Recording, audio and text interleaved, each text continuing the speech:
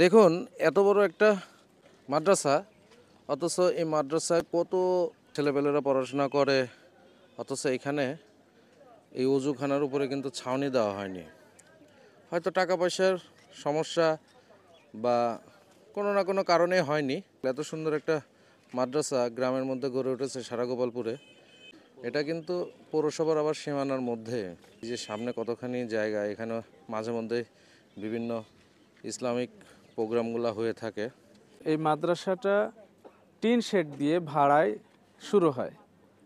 এরপরে আল্লাহর ফজলে করমে সকলের দোয়া এবং সকলের সহযোগিতা পেয়ে আমাদের এই যে সারাগোপালপুর, পূর্ব সারাগোপালপুর মাহমুদনগর নাম রাখা হয়েছে, যেহেতু মাদ্রাসার নামকরণ হয়েছে রওজাতুস-সুন্নাহ মাহমুদিয়া মাদ্রাসা।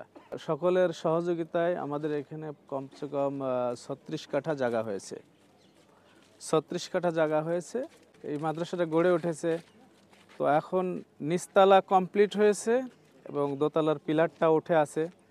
এই দোতলার পিলারটা হয়ে আছে, কিন্তু আমরা এখানে শুধু 2টা ক্লাস আনতে পারছি, হ্যাফজ প্লাস নাজেরা, এই 2টা। কিন্তু কাঁঠালতলাতে এখনও মক্তব, মানে প্রথম মক্তব যেটা, ছোট ছোট বাচ্চারা ওখানে আছে।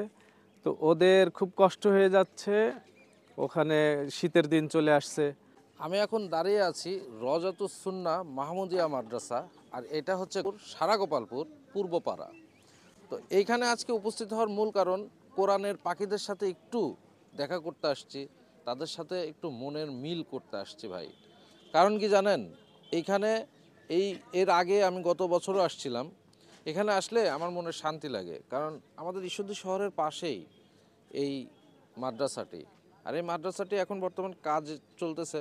যারা আমার এই ভিডিও দেখতেছেন বা যারা মনে করেন যে এই প্রতিষ্ঠানে বা এই মাদ্রাসায় কিছু দিতে চান, তো আমার এই ভিডিওর মাধ্যমে দিতে পারেন ভাই। এটা কোনো প্রমোশনাল অ্যাড না, বা এইটা কোনো এই মাদ্রাসার কোনো পার্সোনাল অ্যাড করি নাই আমি। এটা আমার পার্সোনাল থেকে আপনাদের বলতেছি। যদি মনে করেন কোথাও কোনো দান করতে চান বা অনুদান, যেটাই বলুন না কেন, সে কিন্তু এই মাদ্রাসা আপনারা করতে পারেন, কারণ এটা কাজ চলমান আছে। এই দিনের কবুল করে নিও আল্লাহ। এই মাদ্রাসাকে তোমাকে হেলিকপ্টার থেকে বাদ করে। তো আলহামদুলিল্লাহ, আজকে ঈশ্বরদী উপজেলার আলেমাওলারা যারা মাদ্রাসার ছাত্র, কম্পিটিশনে একটা প্রোগ্রাম, তো কম্পিটিশনের আজকে আমার এই ভিডিওটি এখানেই শেষ করব।